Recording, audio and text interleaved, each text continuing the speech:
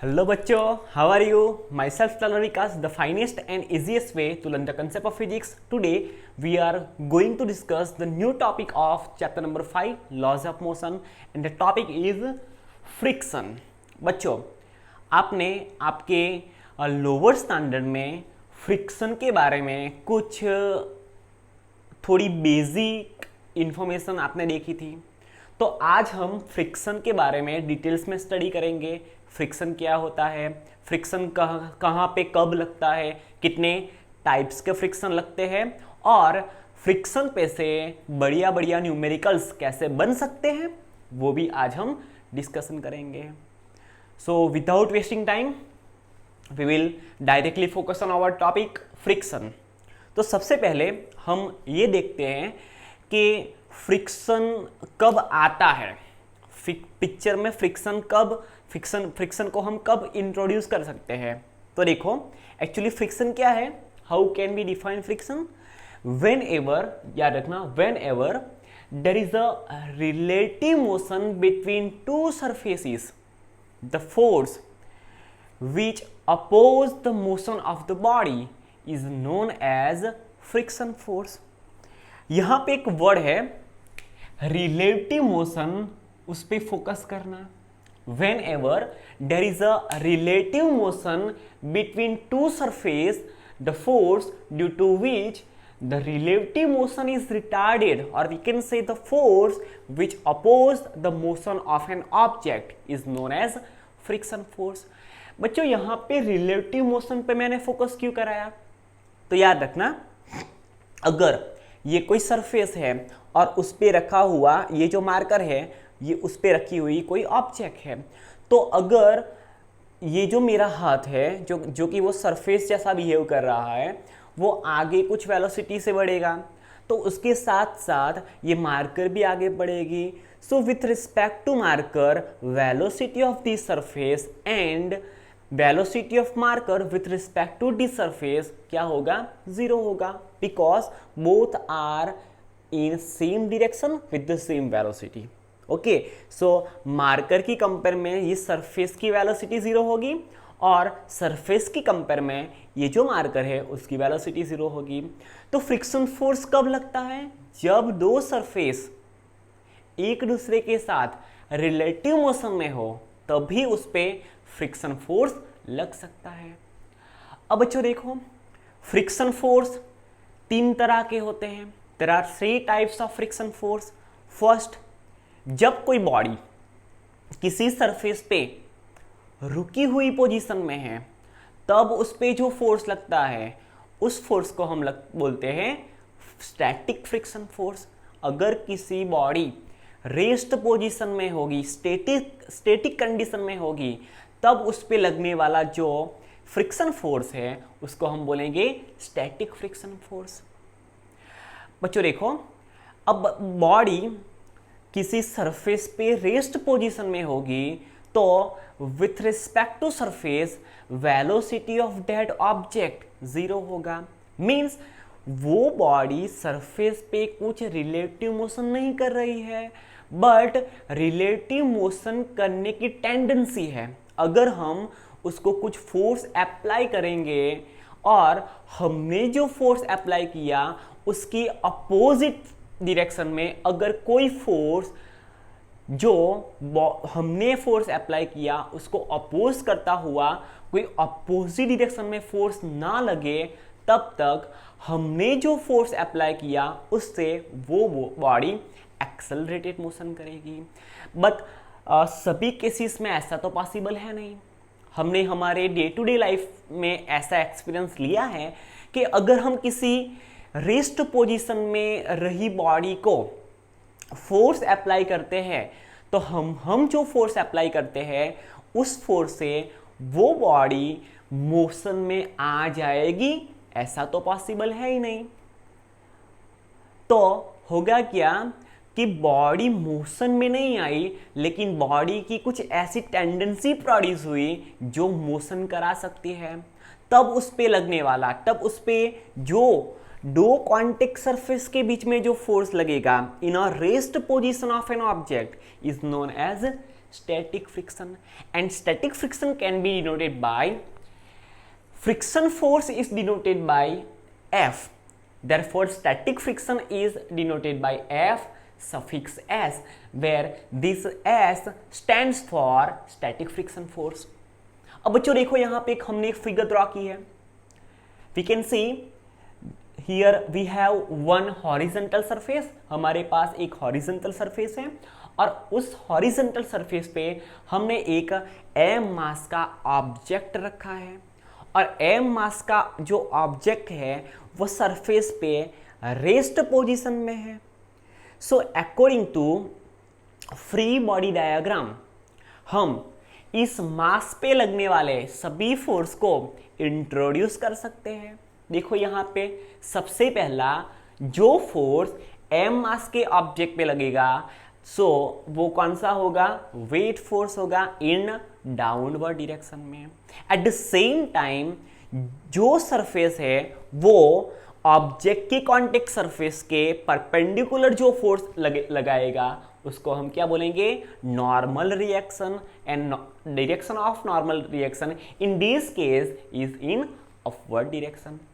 अब बच्चों देखो ध्यान से सुनना, अगर हम इस ब्लॉक को F एक्सटर्नल फोर्स से F external that is applied external force, अगर मैं इस m मास के ब्लॉक को F जितने एक्सटर्नल फोर्स से पुल करूंगा और अगर ध्यान में रखना, और अगर मैंने जिस डायरेक्शन में इस ऑब्जेक्ट को पुल किया उसको अपोज करता हुआ अपोजिट डायरेक्शन में अगर कोई फोर्स न लग रहा है तो मैंने जो फोर्स अप्लाई किया उससे ये जो m मास का ब्लॉक है वो एक्सेलरेटेड मोशन करने लगेगा. दैट इज रेस्ट पोजीशन से वो कुछ मोशन में आ जाएगा. बट बच्चों सभी केस में ऐसा होगा ये जरूरी नहीं है. तो होगा क्या? कुछ केस ऐसे भी होंगे कि हम उस पे रेस्ट पोजीशन में हम कुछ फोर्स अप्लाई करते हैं बट हमने जो फोर्स अप्लाई किया उससे वो बॉडी मोशन में नहीं आएगी. तो इस जो कंडीशन है उससे हम कुछ कंक्लूजन निकाल सकते हैं. और हम क्या कंक्लूजन निकाल सकते हैं? हमने जो एक्सटर्नल फोर्स अप्लाई किया उसको अपोज करता हुआ सेम अमाउंट का फोर्स अपोजिट डायरेक्शन में लग रहा है जिसको हम देख नहीं सकते. सो वो force in the form of invisible force होगा. सो ऐसे इनविजिबल फोर्स क्या करते हैं? हमने जो फोर्स अप्लाई किया उसको अपोज करते हैं और बॉडी पे हॉरिजॉन्टली लगने वाले नेट फोर्स को जीरो करते हैं. So net force acting on this object will be zero. तो होगा क्या? अगर किसी बॉडी पे लगने वाला नेट फोर्स ही जीरो हो जाएगा so according to Newton's first law of motion उस बॉडी का जो एक्सेलरेशन है वो भी जीरो होगा. सो बॉडी अगर रुकी हुई पोजीशन में है सो आफ्टर अप्लाइंग फोर्स वो रुकी हुई पोजीशन में ही रहेगी. कब? जब हमने फोर्स अप्लाई किया उसको अपोज करता हुआ वही मैग्नीट्यूड का फोर्स अपोजिट डायरेक्शन में लगे तब. ओके, आई होप आपको ये बात क्लियर हुई होगी. अब देखो बच्चों स्टैटिक फ्रिक्शन फोर्स है, ये एक ऐसा फोर्स है, ध्यान से सुनना, एक ऐसा फोर्स है जो डिपेंड करता है अप्लाइड एक्सटर्नल फोर्स पे. कैसे? तो देखो अगर मैं किसी ब्लॉक पे जो किसी सरफेस पे रेस्ट पोजीशन में है उस ब्लॉक पे अगर मैं 1 न्यूटन का फोर्स अप्लाई करूंगा तो दोनों की जो कांटेक्ट सरफेस है उस कांटेक्ट सरफेस के अलोंग, याद रखना ऑलवेज फ्रिक्शन फोर्स ऑलवेज दो कांटेक्ट सरफेस के along in the opposite direction of applied external force लगता है. ओके, देखो यहाँ पे अगर मैं इस बॉडी पे कुछ फोर्स अप्लाई करूंगा तो उसको अपोज करता हुआ फोर्स दोनों ऑब्जेक्ट के that means surface and surface of an object के कॉन्टेक्ट सरफेस है उसके अलोंग अपोजिट डायरेक्शन में लगेगा। तो ये रहा स्टैटिक फ्रिक्शन फोर्स। अब बच्चों ये जो स्टैटिक फ्रिक्शन फोर्स है उसका मैग्नीट्यूड हमने जितना force in the form of external force apply किया उस पर डिपेंड करेगा। अगर मैं किसी बॉडी पे जो कि वो किसी सरफेस पे रेस्ट पोजीशन में है, अगर मैं उस पर 1 न्यूटन का फोर्स अप्लाई करूँगा तो उन दोनों के कॉन्टेक्ट सरफेस के अलोंग मैंने जिस डायरेक्शन में फोर्स अप्लाई किया उसके अपोजिट डायरेक्शन में 1 न्यूटन का फोर्स लगेगा। ओके, सो मैं जैसे जैसे एक्सटर्नल फोर्स की वैल्यू, एक्सटर्नल फोर्स का मैग्नीट्यूड इंक्रीज करता जाऊंगा वैसे स्टैटिक फ्रिक्शन फोर्स की वैल्यू भी इंक्रीज होती जाएगी। मीन्स ये जो स्टैटिक फ्रिक्शन फोर्स है उसकी कुछ वैल्यू कांस्टेंट नहीं है, तो उसकी वैल्यू हम कितने अमाउंट का एक्सटर्नल फोर्स प्रोवाइड कर रहे हैं उस पर डिपेंड करता है। So we can say the static friction force is self adjusting force. याद रखना, static friction force is self adjusting force. अपने आप को एक्सटर्नल फोर्स कितना अप्लाई किया उसके डिपेंड पे अपने आप की वैल्यू को सेट करता है। सो ऐसे फोर्स को हम क्या बोलेंगे? Self adjusting force. तो ये स्टैटिक फ्रिक्शन फोर्स है वो सेल्फ एडजस्टिंग फोर्स है। अब बच्चों देखो, हम जितने अमाउंट का एक्सटर्नल फोर्स प्रोवाइड करते हैं उस तरह से स्टैटिक फ्रिक्शन फोर्स की वैल्यू इंक्रीज होती जाती है। बट बच्चों याद में रखना, स्टैटिक फ्रिक्शन फोर्स की एक लिमिट है। अगर हमने उस लिमिट से ज़्यादा मैग्नीट्यूड का एक्सटर्नल फोर्स प्रोवाइड कर लिया तो बॉडी अब रेस्ट पोजीशन से मोशन में आ जाएगी। So how can we find the maximum amount of, or we can say limiting static friction? Maximum amount of static friction is also known as limiting static friction. उसकी कुछ limitation है, उस limitation से ज़्यादा हम एक्सटर्नल फोर्स अप्लाई करेंगे तो body rest position से मोशन में आ जाएगी। अब बच्चों देखो, ये जो स्टैटिक फ्रिक्शन फोर्स है वो डिपेंड किस पे करता है? तो ध्यान में रखना, static friction, maximum amount of static friction is depends on normal reaction. किस पे डिपेंड करता है? नॉर्मल रिएक्शन पे। सो यहां से हम देख सकते हैं this max is stands for maximum amount of static friction, because ये जो स्टैटिक फ्रिक्शन फोर्स है वो तो सेल्फ एडजस्टिंग फोर्स है। सो हम स्टैटिक फ्रिक्शन फोर्स की वैल्यू नहीं फाइंड कर सकते, बट बच्चों हम स्टैटिक फ्रिक्शन फोर्स की limiting value, that is maximum value find कर सकते हैं।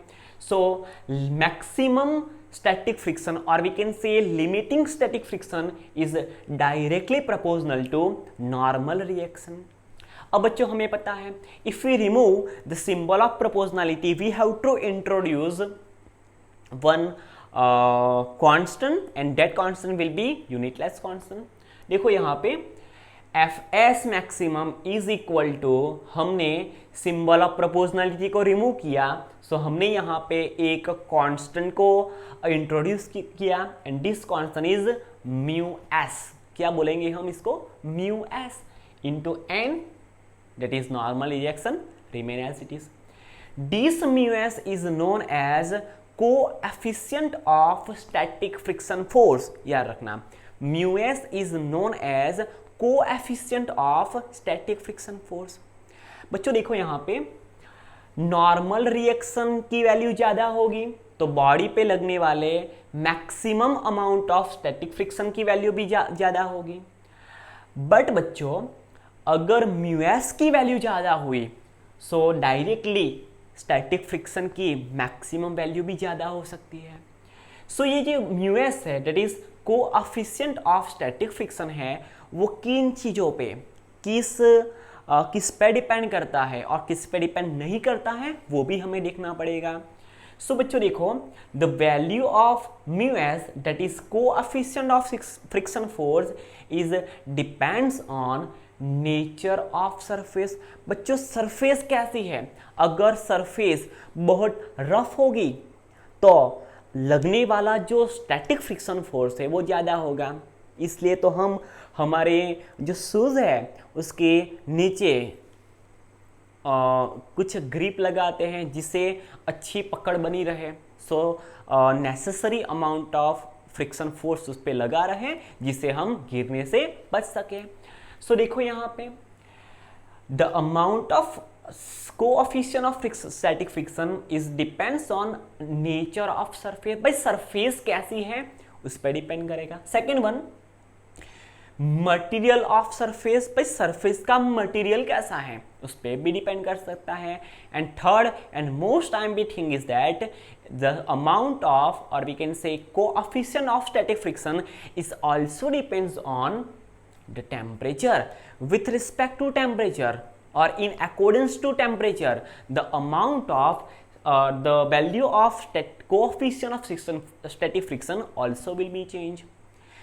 अलग अलग टेम्परेचर पे ये जो म्यूएस की वैल्यू है that is static friction force की जो कोएफिशिएंट की वैल्यू है वो भी चेंज हो सकती है।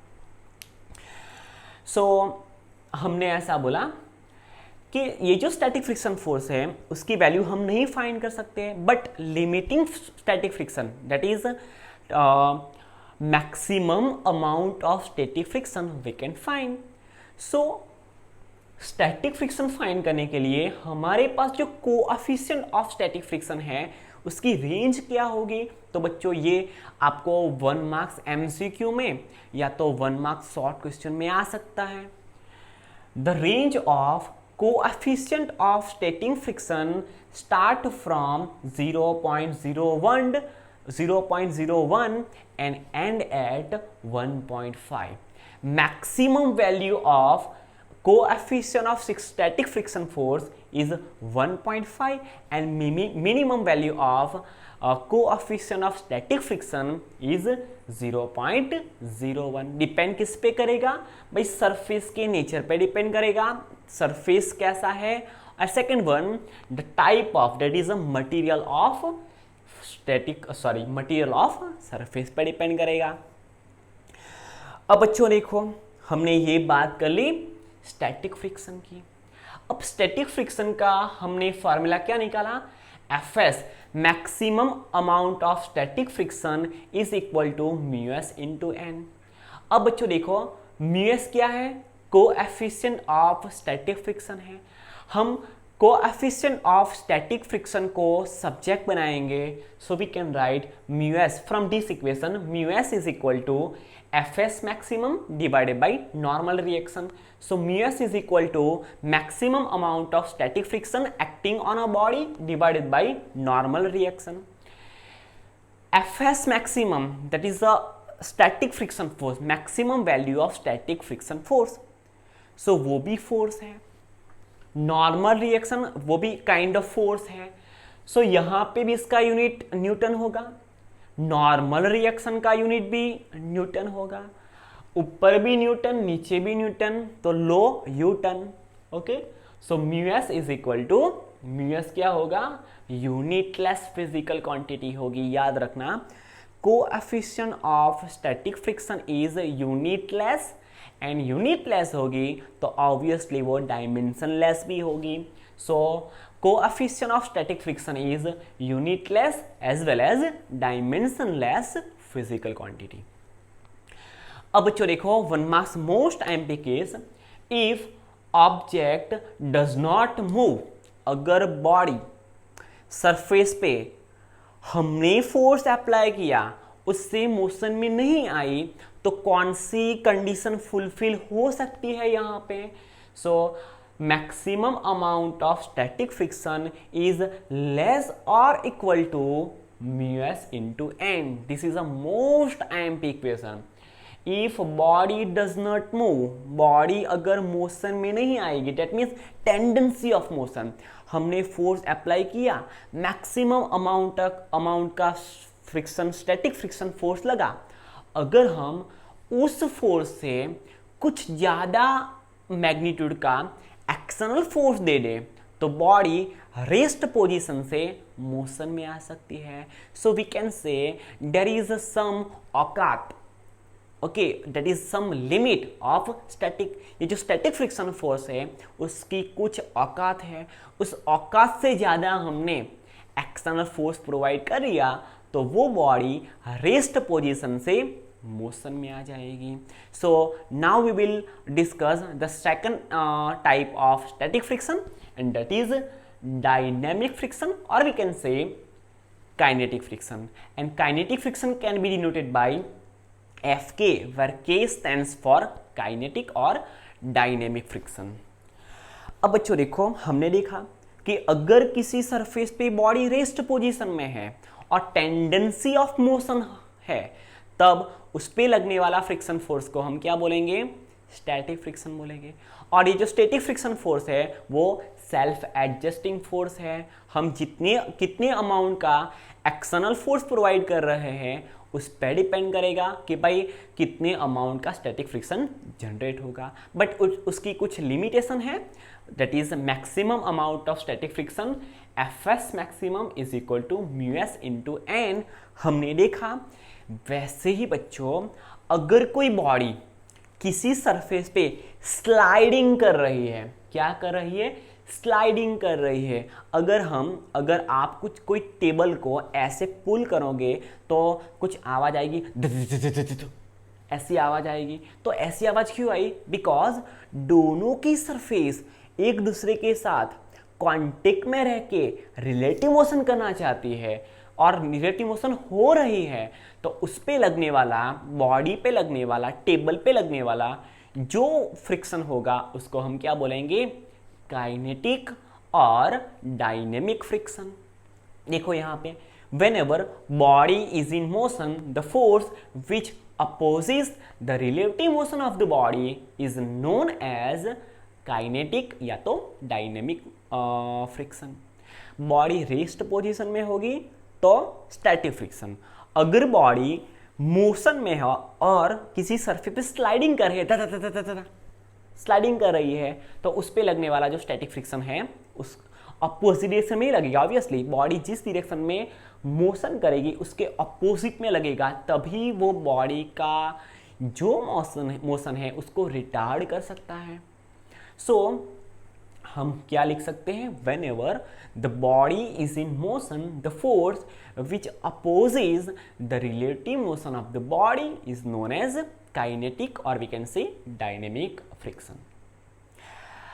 अब बच्चों ध्यान में रखना, ये जो स्टैटिक फ्रिक्शन फोर्स है वो सेल्फ एडजस्टिंग फोर्स है. डिपेंड करता है हमने कितने अमाउंट का एक्सटर्नल फोर्स दिया. ये जो डायनेमिक और we can say kinetic friction है वो सेल्फ एडजस्टिंग नहीं है, उसकी कुछ पर्टिकुलर कांस्टेंट वैल्यू होगी और वो भी किस पे डिपेंड करता है? कितने अमाउंट का नॉर्मल रिएक्शन लग सकता है उस पे ही डिपेंड कर सकता है रहा है. तो हम यहां से लिख सकते हैं Fs value of kinetic friction. यहां पे हम स्टैटिक फ्रिक्शन की वैल्यू नहीं फाइंड कर सकते because static friction is self adjusting force. भाई हम जब फाइंड करना चाहेंगे तब तो उसकी वैल्यू चेंज होती रहेगी बिकॉज वो तो सेल्फ एडजस्टिंग है. बट उसकी जो लिमिटेशन है, उसकी जो मैक्सिमम वैल्यू है वो हम यहाँ से फाइंड कर सकते हैं. In the case of kinetic friction और डायनेमिक फ्रिक्शन ऐसा नहीं है. काइनेटिक फ्रिक्शन की वैल्यू कुछ कांस्टेंट है. So Fk is proportional to normal reaction. Kinetic friction भी नॉर्मल रिएक्शन पे ही डिपेंड करता है.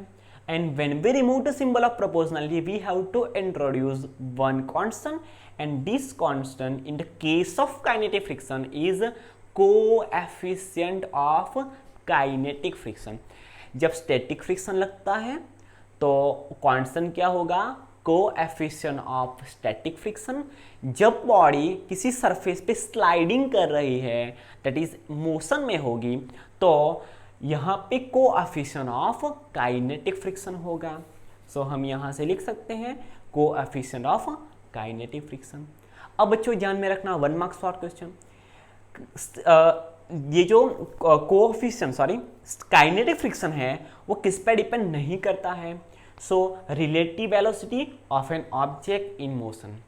अगर कोई बॉडी 5 मीटर पर सेकंड जितने कांस्टेंट वेलोसिटी से किसी सरफेस पे स्लाइडिंग कर रही है, अगर कोई दूसरी बॉडी सेम बॉडी उसको हम अगर 10 मीटर पर सेकंड से मोशन कराएंगे, सो दोनों केस में अगर बॉडी 5 मीटर पर सेकंड की स्पीड से होगी, कि 10 मीटर पर सेकंड की स्पीड पे होगी, कि 50 मीटर पर सेकंड की स्पीड पे होगी, सभी केसेस में बॉडी पे लगने वाला जो काइनेटिक फ्रिक्शन फोर्स है वो सेम रहेगा। So the magnitude of kinetic friction does not depends on relative velocity of an object in motion। Second one, area of contact surface. हमें जनरली क्या लगता है भाई, जितना कॉन्टेक्ट सरफेस ज़्यादा होगा इतना स्टैटिक फ्रिक्शन ज़्यादा लगेगा या तो काइनेटिक फ्रिक्शन ज़्यादा लगेगा, बट बच्चों ऐसा है नहीं। अगर हम जनरली क्या बात करते हैं कि अगर किसी कार में या तो अगर किसी बाइक में उसका जो टायर दिए गए हैं वो ज़्यादा वाइड हो गए तो उस पर फ्रिक्शन फोर्स ज़्यादा लगेगा, बट बच्चों ऐसा नहीं है। डिपेंड किस पे करता है? डिपेंड करता है नॉर्मल रिएक्शन एंड डिपेंड करता है जो टायर है उसका मटेरियल कैसा है, उस पर डिपेंड करता है उसकी जो वाइडनेस है, जो कॉन्टेक्ट सरफेस रोड के साथ टायर का जो कॉन्टेक्ट है, टायर का जो सरफेस है वो रोड के साथ कितना एरिया कवर करती है उस पर डिपेंड नहीं करता है। सो यहाँ से एक बात ध्यान में रखना, द अमाउंट ऑफ और we can say magnitude of kinetic friction also is does not depends on area of contact surface. Okay, तो ये बात हो गई contact surface static dynamic friction की। देखो यहाँ पे अगर ये बॉडी है और ये कोई कॉन्टेक्ट सरफेस है जिस पे बॉडी मोशन कर रही है with the velocity v velocity से मोशन कर रही है, m मास का ऑब्जेक्ट है, उस पे डाउनवर्ड डायरेक्शन में एक फोर्स लगेगा। अब तो आपको पता ही है कौन सा फोर्स, वेट फोर्स, W=mg। दोनों के कॉन्टेक्ट सरफेस के परपेंडिकुलर सरफेस बॉडी पे जो फोर्स लगाएगी उसको हम बोलते हैं नॉर्मल रिएक्शन। और बॉडी इस डायरेक्शन में वेलोसिटी से मोशन कर रही है, सो दोनों की कॉन्टेक्ट सरफेस के अलोंग अपोजिट डायरेक्शन में जो फोर्स लगेगा उसको हम क्या बोल सकते हैं? Kinetic friction. अगर बॉडी मोशन में होगी दैट इज स्लाइडिंग करती होगी तब, अगर बॉडी रुकी हुई पोजीशन में है तो उस पर कौन सा फोर्स लगेगा? Static friction. Okay, clear? चलो थर्ड वन देखते हैं, रोलिंग फ्रिक्शन। अगर कोई बॉडी, ध्यान में रखना, अगर कोई बॉडी विदाउट स्लाइडिंग, अगर आपके पास एक टेनिस बॉल है और टेनिस बॉल को आप किसी फ्लश पे ऐसे फोर्स अप्लाई करोगे तो बॉल क्या होगा? बॉल ऐसे घूमता घूमता आएगा, झूम झूम झूम झूम घूमता घूमता आएगा।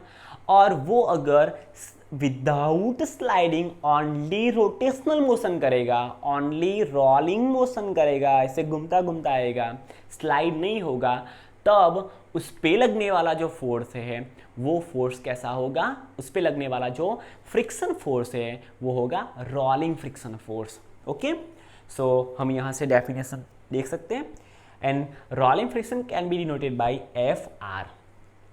When body is rolling without sliding, अगर कोई body without sliding rolling motion कर रही है तब उस पे उसकी मोशन के अपोजिट डायरेक्शन में लगने वाला जो फोर्स है उसको हम क्या बोलेंगे? रोलिंग फ्रिक्शन बोलेंगे। Rolling friction is also proportional to normal reaction. सो हम यहाँ से Fr की वैल्यू फाइंड कर सकते हैं। Rolling friction Fr is equal to mu r into n, where not Fr, this is a mu r, very sorry, this is a mu r.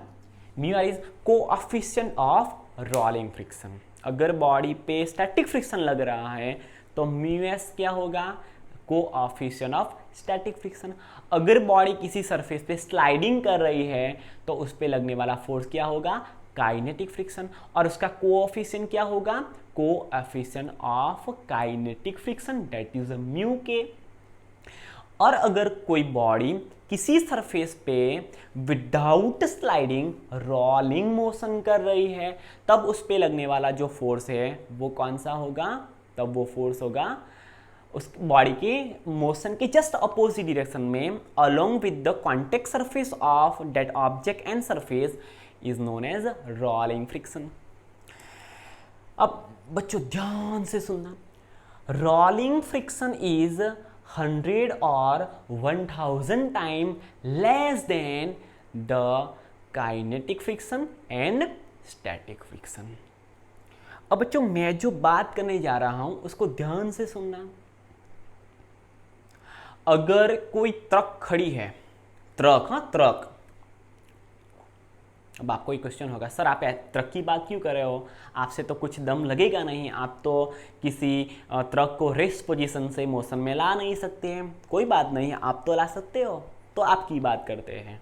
Okay, देखो यहाँ पे अगर कोई ट्रक किसी रोड पे, ऑब्वियसली रोड पे सरफेस क्या होगी, रोड पे रेस्ट पोजीशन में है, तो बच्चों हमें ध्यान से सुना, हमें उस ट्रक को मोशन में लाने के लिए ज़्यादा फोर्स अप्लाई करना पड़ेगा, या अगर वो ट्रक एक बार मोशन में आ गई तो उस मोशन को कंटिन्यू रखने के लिए ज़्यादा फोर्स अप्लाई करना पड़ेगा।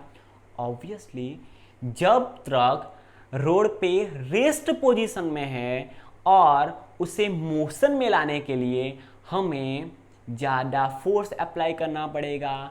दैट मीन्स कि सबसे ये जो हमने हमने फ्रिक्शन फोर्स के 3 टाइप्स देखे, उनमें सबसे ज़्यादा लगने वाला, मैक्सिमम लगने वाला जो फोर्स है वो क्या होगा, static friction force. Okay, so static friction force is always greater than kinetic friction force and rolling friction force, and kinetic friction force is always greater than rolling friction force but less than static friction force. So 1 marks most IMP MCQ याद रखना, static friction is always greater than kinetic friction is always greater than rolling friction। अब बच्चों आपको एक question होगा कि sir ये तो बात समझ में आई कि अगर किसी बॉडी रेस्ट पोजीशन में है तो उसको मोशन में लाने के लिए हमें ज़्यादा एक्सटर्नल फोर्स अप्लाई करना पड़ेगा, और अगर एक बार वो बॉडी मोशन में आ गई तो स्टैटिक फ्रिक्शन से कम एक्सटर्नल फोर्स से भी हम उस बॉडी की जो मोशन है उसको कंटिन्यू रख सकते हैं। बट सर ये पता नहीं चला कि रोलिंग फ्रिक्शन क्या है, रोलिंग फ्रिक्शन में ज़्यादा ख्याल नहीं आया, तो आप यहाँ पे ध्यान से सुनना। देखो यहाँ पे अगर ये कोई सरफेस है और उस पर एक बॉल है जो कि वो v वेलोसिटी से मोशन में है, घूम रहा है। ज़्यादा इसकी बात हम क्या कब करेंगे, जब हम चैप्टर नंबर 7 में हम एंगुलर वेलोसिटी की बात करेंगे, तब हम body rolling body without sliding उस थियरी की बात करेंगे, उसमें हम डीपली इसकी बात करने जा रहे हैं। लेकिन बेसिक यहाँ पे देख लेते हैं।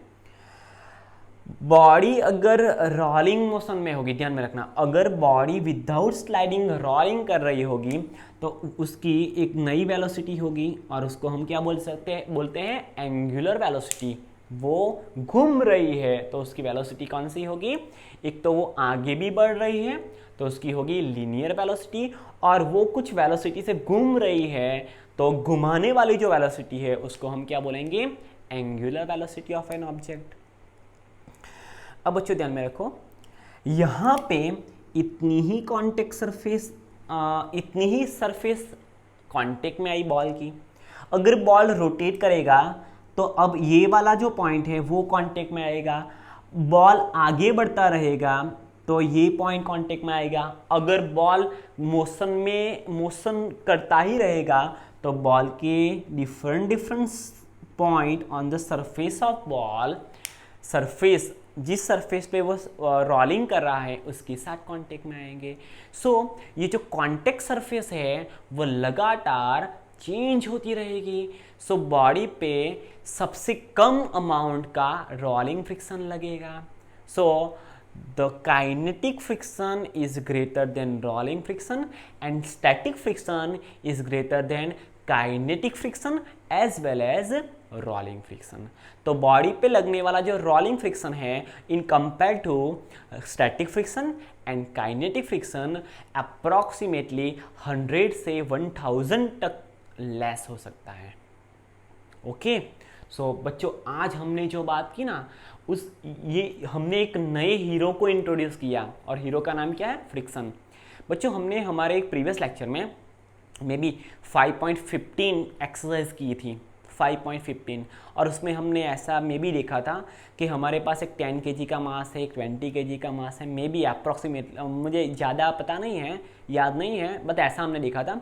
एक 10 kg का मास है, एक 20 kg का मास है, दोनों को रेस्ट पोजीशन में किसी सरफेस पे रखा है, ध्यान में रखना, और दोनों को ऐसे टाइट किया है with the help of string, और हम ए पे फोर्स अप्लाई करते हैं और हमें फाइंड करना था वो स्ट्रिंग में कितने अमाउंट का, कितने मैग्नीट्यूड का टेंशन फोर्स प्रोड्यूस होगा। सेकंड केस में हम बॉडी बी पे कुछ एक्सटर्नल फोर्स 600 न्यूटन का अप्लाई करते हैं, याद आया, 600 न्यूटन का फोर्स, एक्सटर्नल फोर्स अप्लाई करते हैं। तब जो स्ट्रिंग है दो बॉडी को कांटेक्ट में रखती हुई, उसको उस पर कितने मैग्नीट्यूड का टेंशन फोर्स प्रोड्यूस होगा उसके बारे में हमने बात की थी। अगर बच्चों हम वही एग्जांपल में, वही न्यूमेरिकल में स्टैटिक फ्रिक्शन को इंट्रोड्यूस कर दे, ध्यान में रखना, अगर हम वही न्यूमेरिकल में स्टैटिक फ्रिक्शन को या तो काइनेटिक फ्रिक्शन को इंट्रोड्यूस कर दे, तो ये जो न्यूमेरिकल है वो थोड़ा टफ बन सकता है। बट आपको कोई टेंशन नहीं लेना है रिगार्डिंग न्यूमेरिकल्स, बिकॉज हम इसके रिगार्डिंग दिस ये जो टॉपिक है स्टैटिक फ्रिक्शन, उसके रिगार्डिंग जो भी न्यूमेरिकल्स होंगे, जिस जैसे भी कंसेप्ट के न्यूमेरिकल्स होंगे, हम आपको सभी न्यूमेरिकल्स कंसेप्ट वाइज सिखाएंगे। सो आपको इसका कुछ टेंशन लेना ही नहीं है। फिलहाल हम ब्रेक लेते हैं। See you in your next lecture. तब तक बच्चों आपको क्या करना है? Do whatever you want, but don't trouble your mom. Thank you.